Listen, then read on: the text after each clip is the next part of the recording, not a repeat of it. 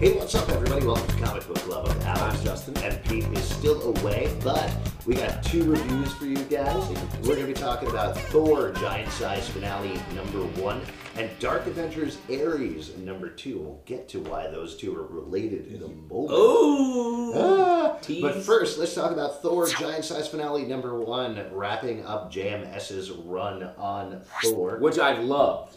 Amazing. Great run. Fantastic. Was working. Can't say enough nice things about it. Except for this issue. Yeah. What did you think about it? What didn't work about it for you? Well, he's taken such pains to make the character of Bill, the human who's in love with the goddess. Like, it's a great story, and you really feel for that character. He's killed at the end of last issue, and it's like, sorry. And he's dead. And, that's the character you identify with, or I at least have identified with throughout this entire series.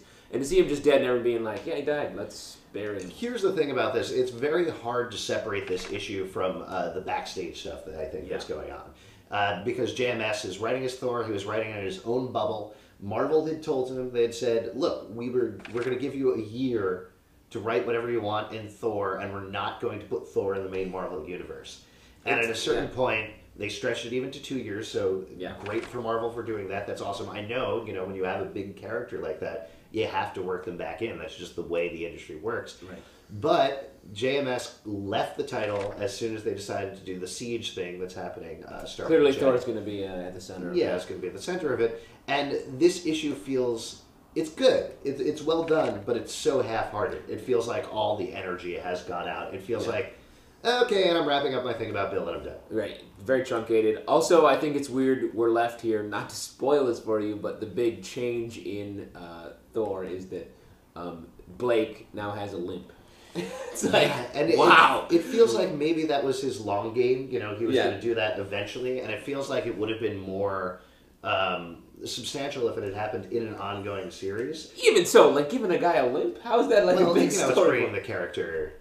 full circle, but it's not a big story arc. I'm agreeing with you. I'm saying, if it had been an issue, you would have thought, oh, that's a cool moment going back in the character's history. Yeah. But as it is, it just continues. The one thing that I really liked in here a lot is there's a great fight scene with Thor and the Warriors 3. In particular, that's true. Volstagg, which is a lot of fun. Yeah. It's silly. It's over the top, just as it should be. Yeah, it is very, very funny. And it's interesting, the preview for the next issue was actually interesting. It seems like the series is going to continue to have some... And to talk about that, let's move on. Talk about the next writer of Thor, Kieran Gillen. Bam! Is currently working on Dark Avengers Ares #2. Yeah. I love this series. It's great. It's so good. It's so funny, good action, great art. It reminds me a little bit of Fred Van Lente and Greg Pak's work on Hercules, in that it's like they're using, it's similar because the character has a lot of mythological history, but using it in a way that's smart, that makes sense. The same way you could use any sort of character history from any of these books. Right. What most people don't, and they do it really well.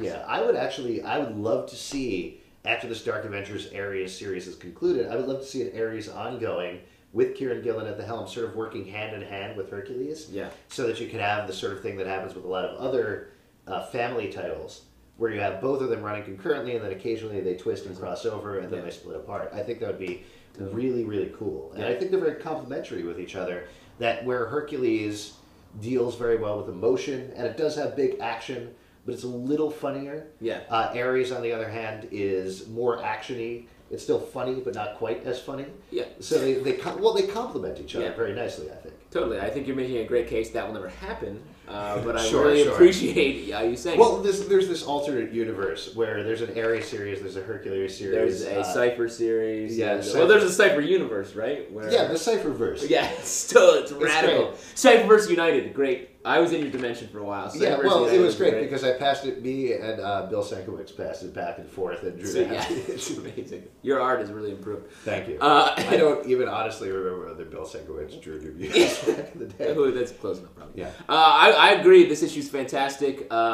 It's really smartly written, and the art's really nice, and it makes Ares a character that you actually like, as opposed to so much in Dark Avengers. He's well written, but he's just like, I'm a gruff man. Agreed. Over and over again. And between this and between the preview and the back, I'm sad that JMS is leaving Thor, but I'm really looking forward to Kieran Gillen's run. Right. Hopefully he'll take the character. And to get back to the preview, to see Doom right in there and fighting against it should be cool. Great. All right. You can check us out a bunch of places, which you can check out below, and tell them where you can see us live.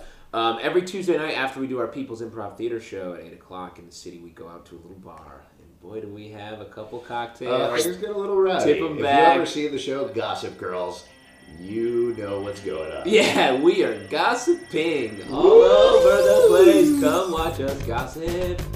Also, Pete's there, and he sits like a lump in the Oh, Pete! Oh, Yeah. Pete! I always forget about him.